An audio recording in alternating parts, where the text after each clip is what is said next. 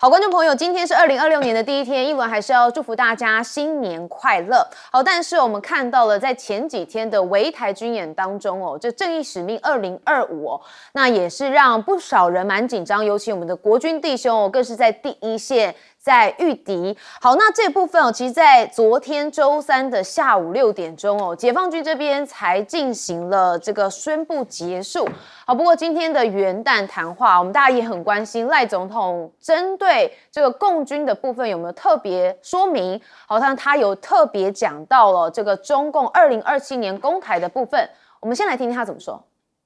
就台湾而言，最重要的是如《孙子兵法》所云：“物是敌之不来，事无有以待之。”我们必须做最快的打算，也做最好的准备。所以未来这一年，2026年，对台湾来讲是非常关键的一年。那我一定会积极落实和平4大支柱行动方案。好，和平4大支柱的行动方案，所以赖总统行动是要去做的，不是用说的哦。所以我们看到了现在解放军的这3天围台军演算是结束了，因为在昨天的这个下午6点钟的时候，东部战区这边说演习已圆满完成了各项任务，全面检验部队一体化联合作战的能力，那也对台独分裂势力跟外部干涉势力发出了严重的警告。好，那这是解放军的部分，我们要看到我们国防部的部分也特别有新的声明，说考量仍有相当数量的共军机舰进入我应变区等因素，所以已经调整了兵力，维持适切的应处。好，但是这3天之后，大家也很关心啊。这元旦谈话不是只有赖总统说其实我们也看到了，习近平这边也有特别来做一些说明。好，他是对于新年谈话指了一些问题他说今年办了不少大事要事，包含纪念中国人民抗日纪念暨世界反法西斯战争胜利80周年，然后他特别也提到了这件事说设立了台湾光复纪念日等等。好，之前我们就曾经讨论过说就是在法律战上面这个中共这边做出了另外一种的这个应对。好，那我们也看到解放军真的也确实是步步进逼，因为日本的读卖新闻他们根据取得的卫星影像公开的传播资料分析说解放军部署多支搭载大型可移动的战桥船队。好，我们看到画面上现在就是他们所取的一些画面在大陆东部跟南部沿海地区实施疑似登陆训练的演习。好，演习当中还动员了大型的民间货船、滚装船来进行军民的联合训练。好，所以有日本跟美国2国的政府在研判说解放军正透过的是民间船舶来强化对台湾的轻攻能力，所以已经提高警戒了。好，另外我们要再看到解放军他们有夺权杀招吗？因为他们秀出了歼20还有火箭炮的影片好，我们来看，这是东部战区31号再发了短影片。好，这叫夺权杀招。好，说要代表招招制敌，杀气腾腾那这个是发文也有说这次的演习部署的主要是这个 PHL 的191厢式火箭炮。还有海马斯从部署到展开发射以及完成撤回流程是需要5到10分钟。那他们的 PHL 的191发射大约是3分钟就可以着弹。好，要讲的就是虽然你们在这个虽然台湾可能他们认为在去年的12月18号。美国售台的军售里头有一口气卖了82套的海马斯的这个火箭系统但是他们用这个 PHL 的191厢式火箭炮3分钟之后就可以把它打败了，所以有这个东部战区发布这个短片是有这样子的味道。好，那我们看到不止空拍101，说这个高雄85大楼其实也在共军的镜头底下。好，这是东部战区30号发布的这个靶点断线跟封港的影片。好，您可以看到左边就是这个画面的一些截图。那一开头是歼20疑似飞越了恒春机场周边的空域。那有中国网民贴出了屏东空拍图加以来进行对照，认为是车程恒春一带入境，而且标示屏东第2高峰老佛山的位置。那除了歼20展示逆踪突入之外同一支影片当中其实有看到疑似新竹空军基地的光电观测影像，那包含像是跑道啊、机库啊，还有周边的民宅啊，哇，全部都一同入境了这也是不少人担心的。但我们也看到嘛，这个台北101就是101的部分，我们国防部认为是认知作战。好，那台湾到底是不是一个现在蛮紧绷的区域啊？因为中美都很关注那我们先看到这个军演开始的时候，日本、澳洲跟欧盟都有进行关切但是北京就呛虾说解放军在台湾周边军事演习，那包括你们这些国家跟国际组织相继的发声来表达关切那林健就出来说你们这几个国家跟机构对台独分裂势力以武谋独来装聋作哑，那却对中方捍卫国家主权跟领土完整的必要性说三道四、颠倒是非混淆是非，还有十分虚伪所以中国大陆这边的发言是对于这些国家跟机构有一些批评。好，那看到中国大陆的突袭军演现在中评社的分析认为，这次的军演测出了台独的3大困境。首先就是两岸军力的代差哇越来越遥远，还有再来就是美日靠不住，那以及关键时刻没有人帮。那第三则是军演没有预期，随时都会反切香肠。其实这篇的评论也是蛮多这个台湾民众现在所担心的。好，那中国大陆学者更认为2026中美的关系绝对会更聚焦在台湾的问题上。我们看到这是中国复旦大学国际问题研究院的院长吴兴博他说2025年其实看到两国也就是所谓川普说的 G2 的关系已经形成了，也就是要以打促谈的新范式。好，那中国透过坚决反击关税战要迫使美方放弃居高临下的姿态，要回归对等的对话但是随着这个美方的近期对台湾的售武升级所以吴兴博预警，在2026年双方的博弈焦点就会从经贸转变成台湾问题。好，所以在今年4月的时候，川普不是要到这个北京跟习近平见面吗？很多人认为谈的就会有台湾问题。好，一样我们先问邱毅委员，包含今天赖总统说的，还有共军的行动，请教您。赖清德真的是不要脸了，他忘了，不管是孙武子还是他的孙子孙膑，都是中国人啊。他不是不承认是中国人吗？他不是要去中国化吗？他不是说中国是敌对的国家吗？不相隶属的国家吗？他干嘛引《孙子兵法》里面讲的不是敌之不来，是吾有以待之？然后我回到实质面来说，这一次台湾都把解放军的军演叫做突袭式的，叫做无预警式的。其实在军演之前，29号之前就有很多的迹象嘛。东部战区要搞这么大规模的军演，怎么会没有动态的迹象呢？赖清德指挥的国安团队如果浑然不知，那这个国安团队是个废物嘛。那如果说已经知道了，也向赖清德报告了，那赖清德就跟的真的是罪大恶极。他在前一天接受友台的台独的主持人郑弘仪专访的时候，还在挑衅说解放军实力不够不敢越雷池一步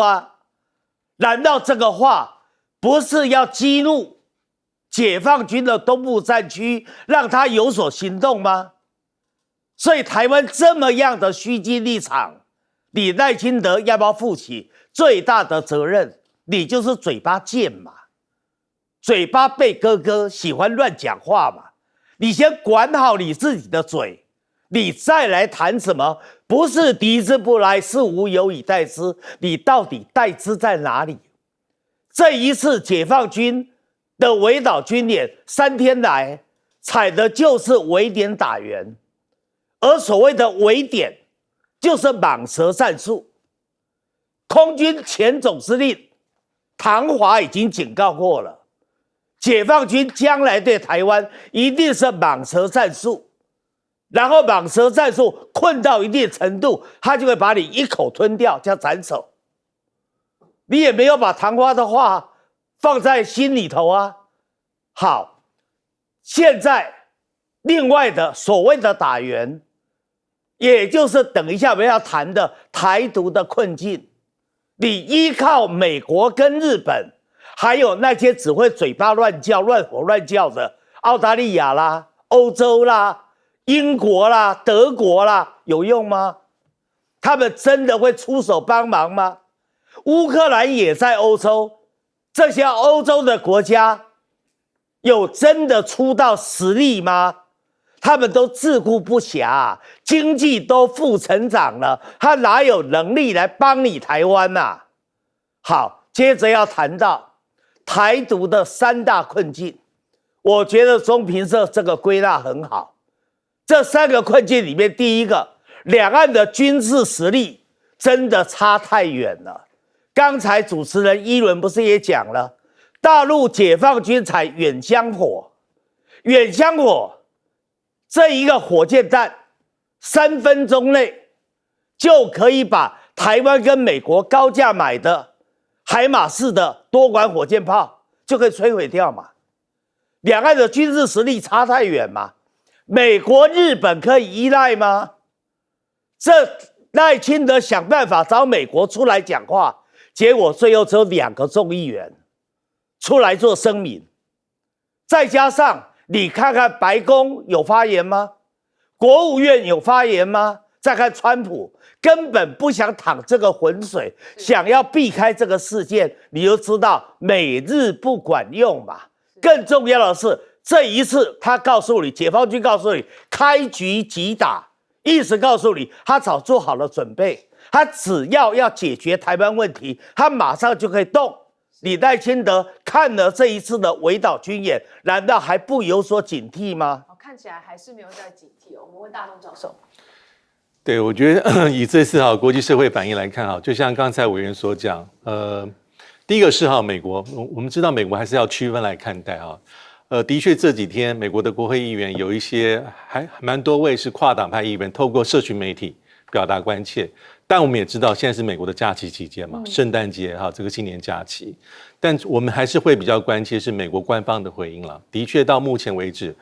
五角大厦、国务院还有白宫基本上是最低程度的回应，基本上是没有回应。那唯一剩下是川普的回应。那川普的回应的方式，我们也非常熟悉他基本上就是云淡风轻，有刻意要降低这个事情的敏感度了。对，第一个他说，习近平没有事先跟我说。第二是我还是跟习近平关系很好，沟通没有问题。第三是类似演习是过去就有之，他不相信，他也不认为会演变成实际的冲突。那这样讲话的方式非常像什么？像去年这个川普跟习近平不是在韩国釜山 APEC 见面之前，所有川普对于台海议题的言论的讲法，大家都是说习近平跟我保证过，在我川普任内不会有台海的这种冲突跟危机。那第二个地方就是说，大概是不用过度的担心，因为北京知道假设武力犯台的代价跟成本，他带用一样的方式跟这个口吻在形容目前所有在台海发生的议题。我觉得川普有他后面的基本逻辑，就是他的这些大局。这个大局就是他还是要比较把他的重心放在关税了这个贸易的谈判，而且今年4月份他要去访问中国大陆。所以说，川普的任内他的这些所谓的阁员、官员、重要的一些亲信来说，有没有反中派？有，卢比欧对不对？国务卿兼国安顾问，还有川普所任命的中情局局长，还有任命的驻北京的大使，还有目前国安会虽然被缩减，里面还有一些官员。假设不是因为川普的政策，他们是非常的对中国大陆是有高度疑虑跟负面的，但是目前都是以总统的意志为意志了，就是完全依照总统的这个指令在做。所以在台海议题上面，我觉得美国现在这一次是刻意的低调，所以对比其他国家在口吻上是有重大的不同。我们接下来问洪庭议员。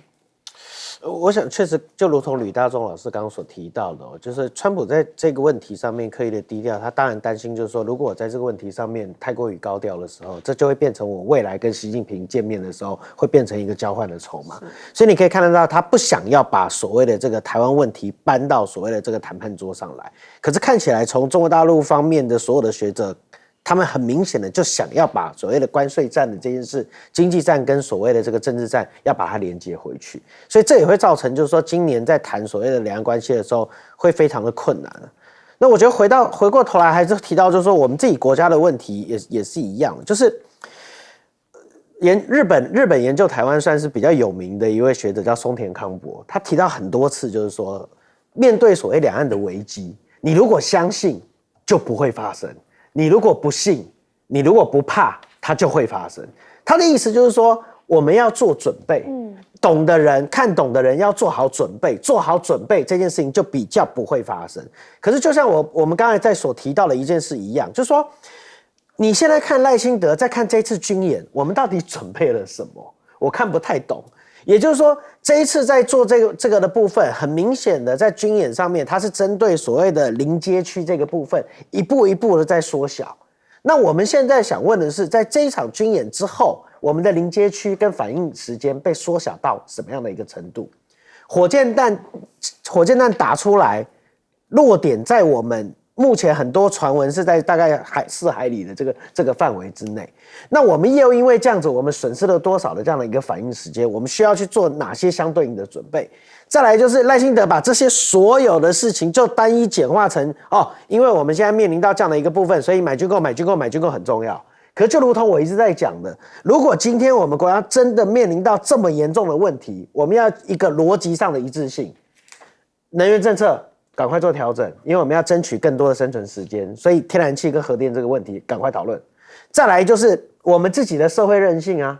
我去年到了芬兰，我们去看他们的这些防空的演习，这些编组任务的编组，这些全部都用 APP， 每一个人只要警报一发出来，他就知道他要去做什么，他用 QR code 去换他配给量的食物。那请问我们现在扪心自问，我们今天如果所谓的中共真的从演转战，那我们就是要干嘛？我们就是要从平转战嘛，我们是平战转换，他那里是演战转换嘛。我们的平战转换，我们自己扪心自问，我们准备好了吗？我有 QR code 可以去换我的食物吗？我们家的防空洞，或者是我知道要躲到哪里去吗？那些地方有足够的水、足够的空气，跟足够让我撑多久时间的这些部分，我们有准备了吗？这些都没有。那如果这些都没有，你只告诉我一味的要买军购，我只有简化成一个结论，就是那你就只是想赚钱而已啊，否则你应该是这3个一起做，而不是只做这个。好，所以很多人认为这次的3天的演习之后没什么感觉，好，但如果真的发生了万一的话，哇，那到底台湾民众该怎么办？我们休息一下，马上回来。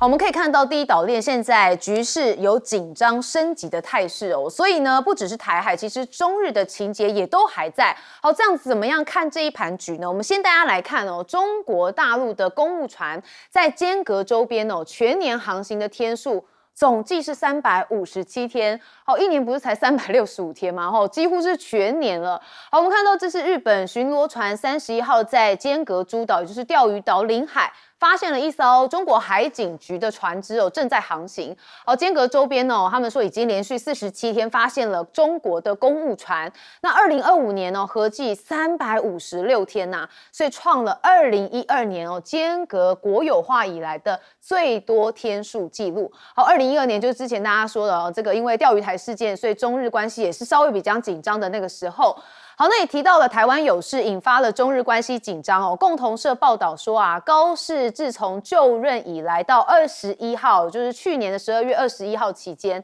哇，跟负责外交跟安保政策综合协调工作的国家安全保障局长释川会议哦，他们的统计下来，会面的次数最多哦，达到了43次。好，那这一位局长哦，释川会议哦，他的执掌主要就是在国际情势的判断跟涉外政策的制定。好，好，所以你也看到高市早苗为什么这么频繁的跟他会面，有他后面的背景原因。好，另外法广新闻也特别报道说，日本参议员石平有宣布计划在新年之后，要访问台湾。而且他说被中国入境的他能够进入到台湾，那就可以证明说台湾是一个跟中国无关的独立国家。这是日本参议员石平有点在呛瞎中国大陆。那另外小泉进次郎他现在也是动作频频，他又再提及了中国航母的动向，而且他还说有必要尽快要跟美方来联系，并且强调的是日美合作的重要性。好，那松田康博则是说台湾有事占意志，但是日本需要持续的提升防卫力。我们看到这位学者他是讲说台湾有事正处于一个被抑制的状态。那如果要维持这种状态日美台就必须要共同提升防卫能力，让中国即使发动了军事行动，也没有办法完成最终的占领。那他也特别讲到，只要中国没有办法确信能成功，就不可能踏出动武的第一步。台湾有事对日本而言绝非事不关己。好，但问题是我们知道中日的情绪现在还是持续在纠结当中就说很难挽回吗？而且恐怕还不止1年2年，可能也要到3年。我们看到国台办发言人针对围台军演这件事情昨天有开一个记者会，但是日媒NHK 也问了到他说是不是在今天结束，然后这个时间点是昨天所以他就问在有没有结束了。好，国台办发言回答了8个字而已，我们来听一下。然后第二个问题是关于东部战区的围台军事演习，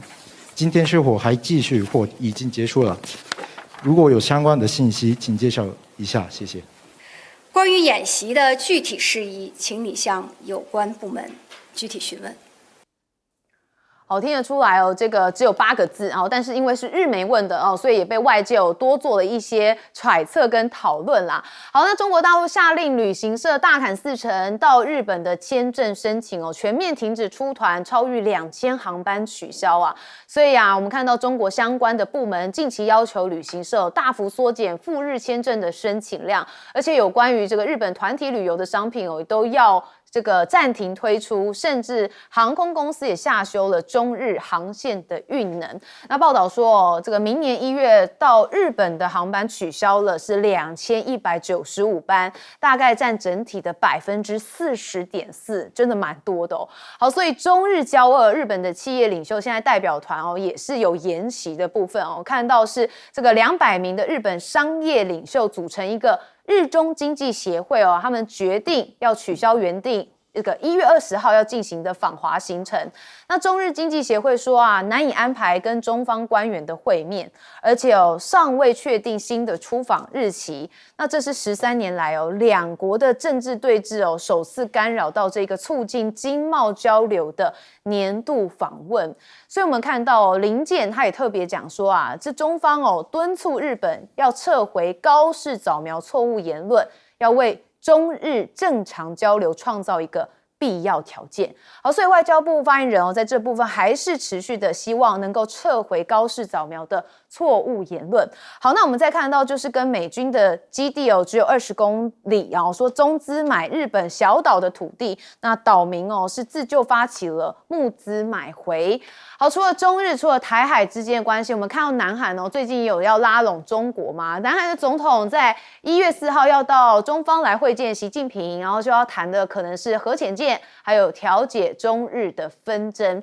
但是有分析认为不排除中国会联韩来抗日。而另外王毅也跟韩国的外长赵显通了电话所以大家也认为说这关系越来越紧密了。甚至王毅还批评日本有一些政治势力试图要开历史的倒车，那希望在台湾问题上面要采取一个中国的原则，似乎也在对韩国先画一个底线。好，那韩国的外长赵显则说韩方尊重一个中国的立场不会改变。那现在韩国日报则说中日有事极可能会演变成韩国有事，也就是台海跟巴士海峡的紧张局势不仅会攸关的是地区安全，也会对韩国的经济生命线还有国家安全产生了直接性的影响。好，所以你可以看到第一岛链哦，真的是越变越复杂，尤其从去年哦，高市早苗讲完了涉台言论之后，哇，这情势根本是爆炸性的发展。我们先问邱毅委员，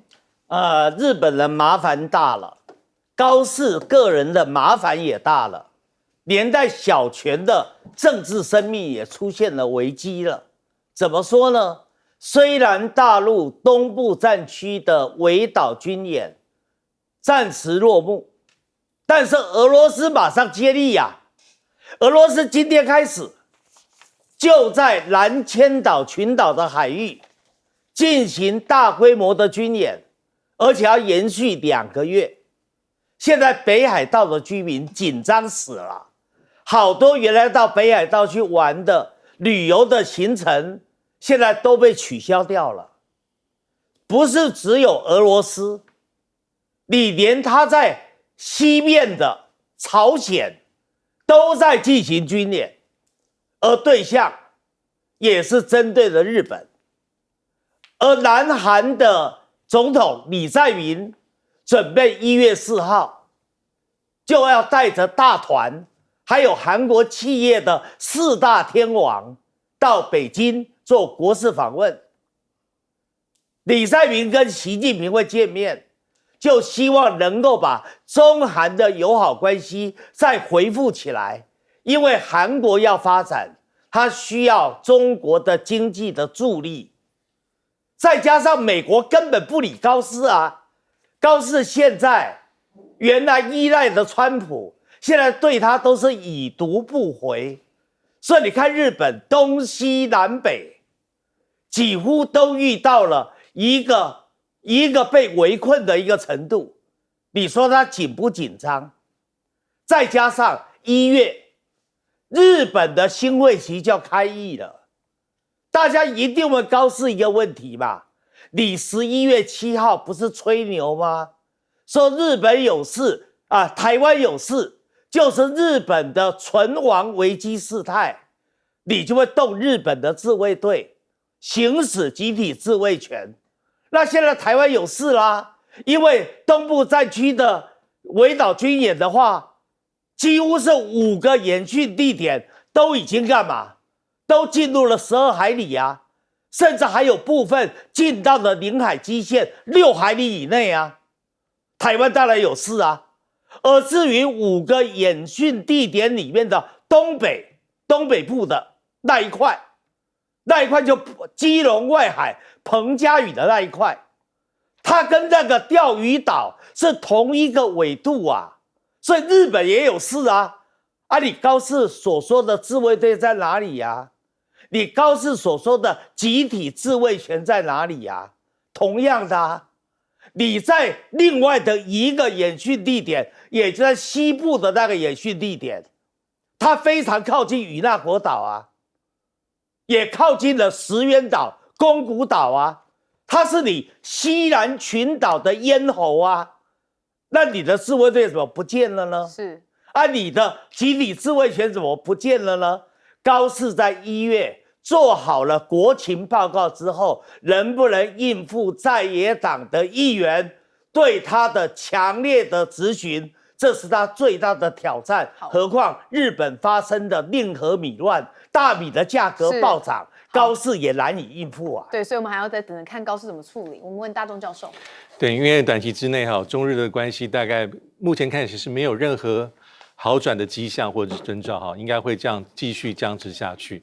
那现在有个新闻很重要了，就是这个李在明马上要访问北京跟上海，在1月4号。那这个访问为什么很重要？因为上一次韩国现任的这个总统访问这个中国大陆应该是2019年在文在寅时期，所以这一次应该是回违6年多。那我们也知道李在明的对外政策，我觉得有几个特质啊。第一个是他还蛮重平衡性的，平衡、弹性。还有主动，这很关键，因为他在竞选总统之前，他的政策基本上是比较对日本不假辞色。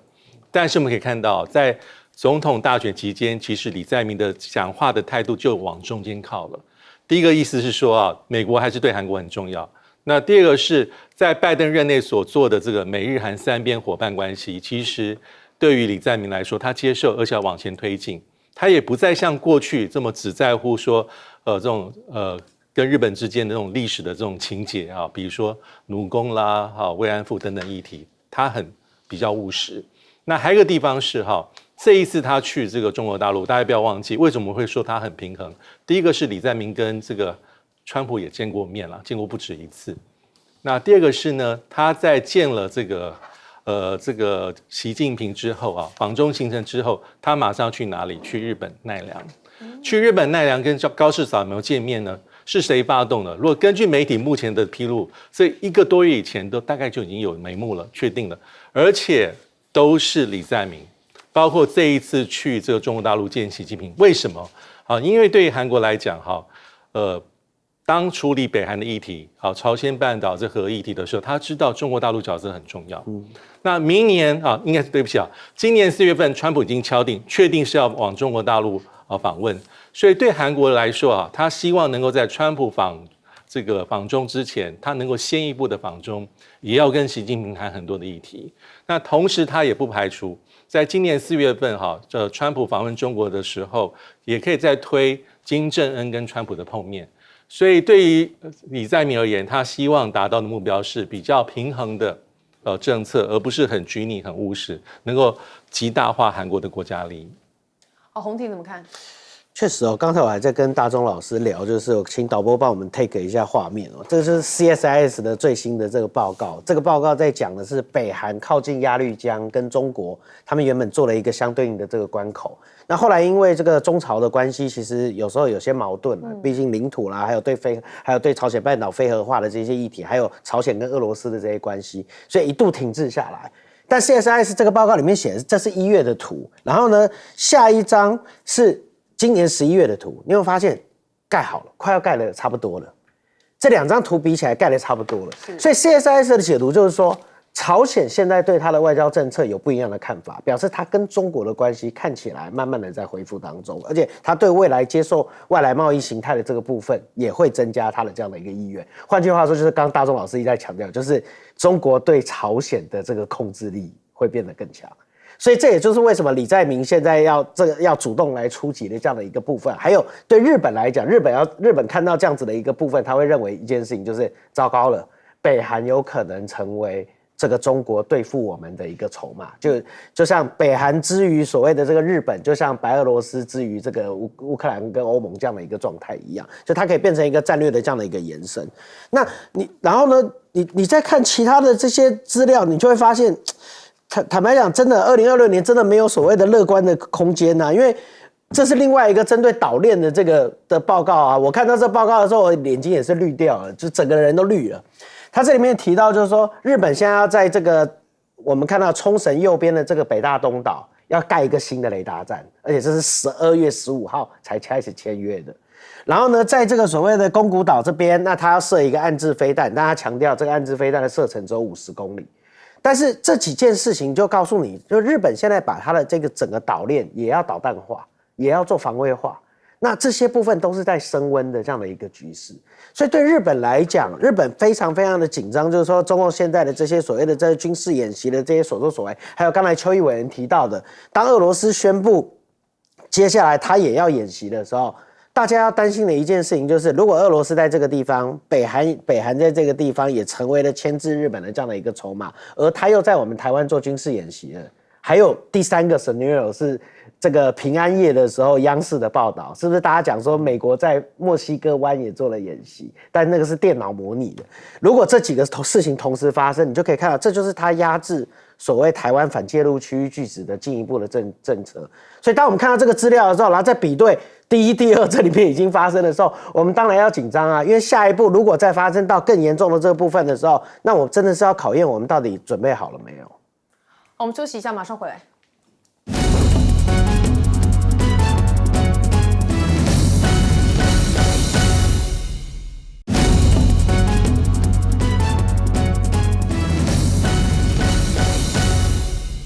我们也带大家来看习近平的新年谈话特别也定调了中国大陆的信心说2025年中国的经济是不平凡的一年，因为达成了5%的成长目标。好，那习近平的这个贺词里头也特别讲到统一大势不可挡，那也说他们的国力要新阶，赞自研的晶片有了新突破。他说，中国成为了创新力上升最快的经济体之一。那他的贺词里头，大家还关注到说，还有点名到悟空跟哪吒，说世界遗产在天心园哦，这两位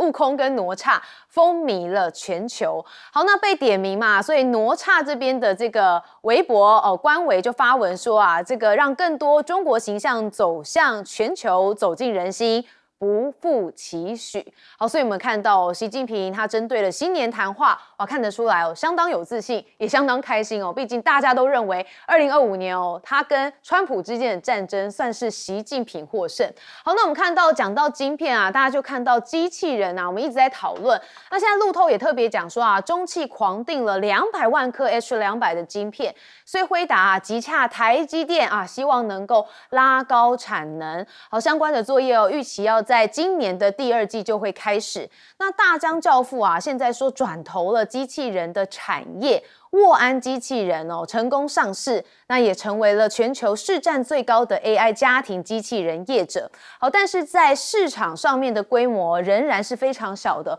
获利也相当的不稳定，所以这个商业化的前景目前仍面临考验。好，我们刚才讲到机器人机器人现在应用在很多的场域，甚至连王心凌的这个跨年晚会上面也看到了机器人我们看到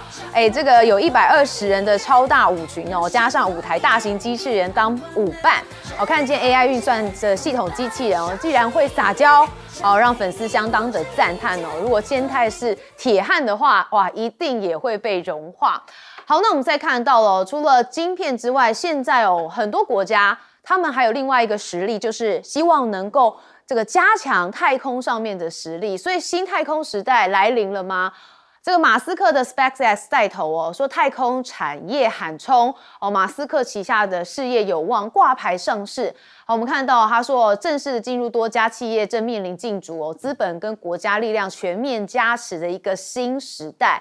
另外呢，还要看到中国这边的长征7号罕见发射了画面这是改运载火箭这个成功把实践29号的卫星 A 星跟 B 星发射升空。好，那发射就划过天际，所以看到很明显的有个拖尾，然后之后就变成这个尾流羽化扩散，变成一个太空水母，就是你可以看到这张照片。那这一幕正好被火箭摄影师给捕捉下来。那神舟21号则是有这个航天员这个乘组送上了跨年的星河祝福。那以及月球采矿的竞赛说已经开始了，很多的国家正在想要到月球这边采矿但是有一些专家认为说就需要一些明确的国际规则。那如果不尽快的建立公平治理的机制，就会引发资源争夺还有冲突。那美国科学家则是认为说正在准备他们的机器人探索者要来帮助人类送上火星。好，要为美国重返月球并迈入长期人类太空定居来进行铺路。好，所以我们看到一开始习近平针对他们的这个新年谈话部分包含了是在讲经济，也讲了晶片，甚至也讲了哪吒跟悟空。我们先请邱毅委员分析。习近平今年的讲话很明显的，他的健康程度比去年要好了很多，而且经过了1年的风风雨雨，他的自信也提高了。他特别提到，去年整年的中国大陆的经济成长率达到了5%，不要忘掉了，高盛甚至预测很可能最后是5.2%，世界银行也推测也可能是5.2%，所以呢，基本达到了预设的目标，而且比预设目标还要更多。即使在川普关税战、贸易战的压力之下，到了去年的10月来统计，中国大陆的贸易的顺差仍然突破了兆万亿，就是兆美元的一个门槛。预计到了12月，整个统计应该会有1.2兆美元，这是一个非常亮丽的出口的成绩。而至于在产业面，习近平提到一个特点，这也是中国大陆这几年所表现出来的一个特点，把文化、科技产业做一个非常好的有机融合。他特别提到了哪吒跟这一个黑神话悟空。那至于晶片的产业，相对于美国，基本上中国大陆从落后，然后到迎头赶上，到并驾齐驱，未来极可能在今年，它就脱颖而出，一马当先了。这是中国大陆发展的潜力，但是我还是必须要提出一些警语。中国大陆本身有没有它的经济的危机点呢？答案是有的。第一个，它的储蓄率太高了，它的储蓄率现在高达43%以上，因为很多人觉得川普就是个黑天鹅啊，所以很多人他不敢太花钱，就储蓄起来，这也是中国人在理财上相对比较保守的一面，所以储蓄率高达43%，没有办法有效的引入了资本市场，让它引导进入投资，使得投资有一点欲振乏力的感觉。所以怎么让储蓄能够进入了投资市场，这是非常重要的，或者进入了消费市场，引发更强劲的消费力。第二个，过去几年发展的蓬勃勃的房地产产业开始进入了四维，可是房地产毕竟是火车头产业，房地产的产业关联程度太高了，你必须要让房地产在稳中求进。第三个啊，就是地方财政很困难，中央好像很有钱，可是地方财政到处欠款，这一欠款就产生了许多内卷的问题，这些内卷的问题都拖累了它的竞争力。再加上啊，现在的大学毕业生啊，越来越难找工作了，这跟早几年不一样。早几年大学生非常的稀有，所以早几年大学生很容易找到很好的工作。像现在大学生的市场竞争越来越剧烈，找工作的困难度越来越大了，这都是急于要解决的问题。是，大众教授怎么看？对，我其实非常同意哈，我觉得中国大陆目前还是有很多内部跟外部的挑战，哈，包括刚才委员所说的经济的和各方面，还有国际上的形势，我觉得还没有到一帆风顺的地步。即便出现了川普，这是很务实的一个判断。那习近平昨天的这个新年的谈话哦，他时间差大概11分钟、12分钟哈，大概1600字、1700字左右，看不同版本。那这里面他当然会一些怎么讲，勾勒出未来的发展，还有总结过去的一些成果啦。我觉得印象最深，他谈到科技、国防跟这个经济，就中国大陆的综合实力。那里面呢，他其实点了几个例子哈。第一个例子是晶片自主发展，这我们很熟悉。第二个是天问2号，我们就比较陌生。天问2号其实过去这个叫做正和号，就是小行星的物质的探索跟这个取样采回。那这个是牵涉到中国大陆航天的一部分。那第三是亚夏水电工程，这我们也比较陌生，它是雅鲁藏布江这个大型的水库发展的计划。未来10年投资1.2兆人民币，这是属于什么？这是属于中国大陆最强项基础建设，还有所谓的首艘电磁这个航舰的这个入列了。这边我们指得很清楚，就是福建号，还有人形机器人哈，这个打功夫搏斗，甚至在做这个什么各式各样的一些演出。那这一点其实是一种AI 人形机器人的应用。所以他还提到无人机演绎所谓的烟花，各式各样，这就是结合AI 无人机结合到民间娱乐的使用。所以这几点他其实想要勾勒出我们不只有基础设施，有航天，有所谓的这个军事、国防到民间各式各样的 AI 的应用。但是这里面未来就是他跟美国的抗衡跟竞争，最后的态势会谁能够赢得最后的那个桂冠？好，我们接着问洪挺议员。我们刚谈到就是习在定调中国的这样的一个部分，然后再加上 AI 跟机器人的这样子的一个发展，然后还有最后太空时代的这个来临哦。其实它有点像我们最近刚刚看了一个就是高盛的报告啦，他在讲2026的全球的宏观经济展望。那他提到就是说，现在的这个经济模式是一个非常不健康的模式，也就是说，像刚才委员特别强调了，中国的储蓄率过高，消费力过低，所以它不是一个很健康的市场。那在 AI 机器人跟这些项目上面的这些投资，全部都是来自于计划经济的这样的一个驱动。可是 AI 的投资，它现在没有办法商品化，所以拿不到回收。这个在中国跟在美国都是一样的问题。可是呢，中国跟美国都采取一样的方式，就用计划经济的方式，因为对于国防跟对于科技的这些不安全感，所以它必须一再的举债。那中国储蓄率高，举债还相对安全一点。美国储蓄率极低，然后呢债务又极高，所以比较可能会发生经济危机。但是它的经济危机会影响到全世界的是美国，所以他希望美国能够控制住它的这个部分。所以他一再强调，就是说